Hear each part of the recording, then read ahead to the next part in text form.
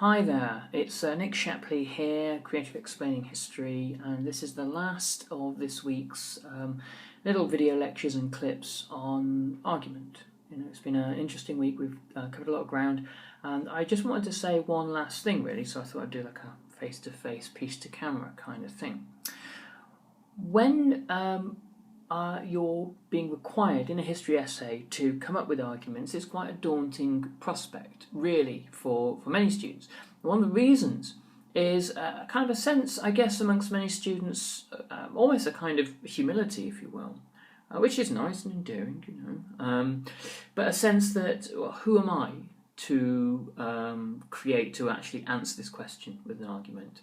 So many great and important and famous historians, people with PhDs and professorships have written books on this subject, and they're the people who really shape the argument.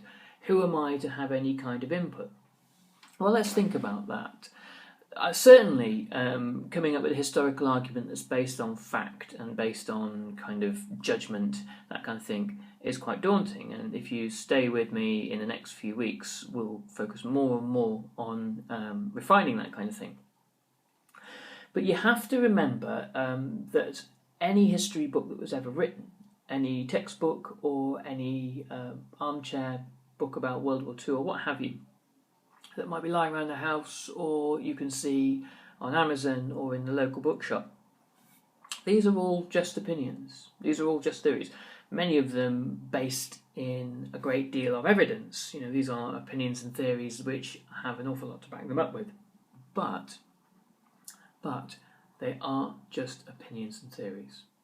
And so you are perfectly permissible.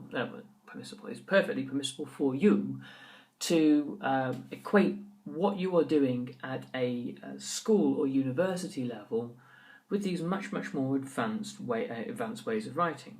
All they are far more complex versions of what you're doing now.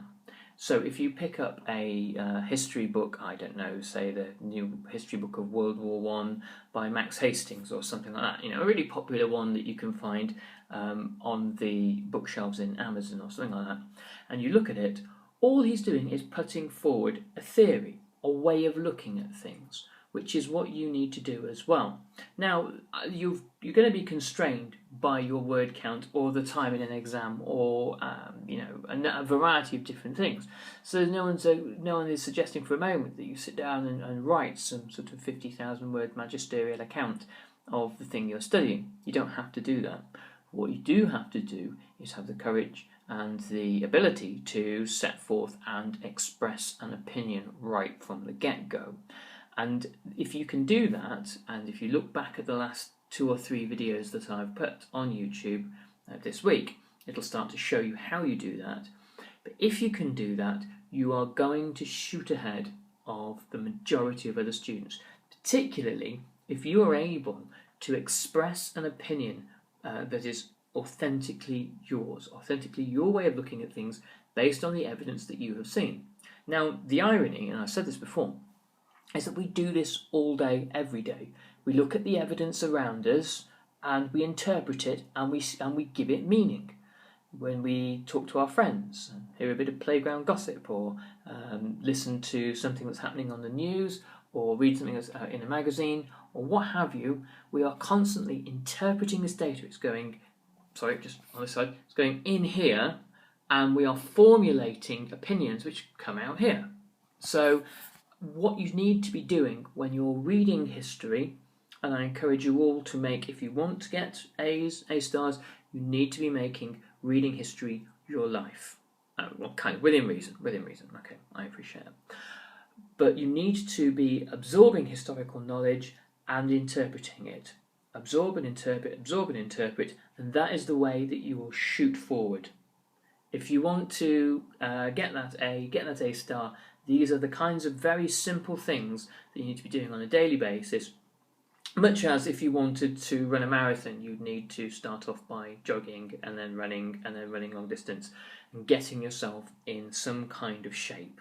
And this is basic historical fitness, if you will.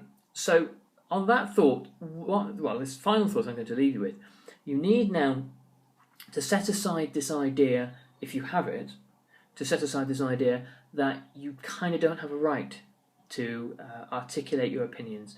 And the next bit is quite a steep learning curve upwards. It's about becoming confident in your opinions and articulating them. And that's what I'm going to be showing you throughout next week. So have a nice weekend, and thanks very much.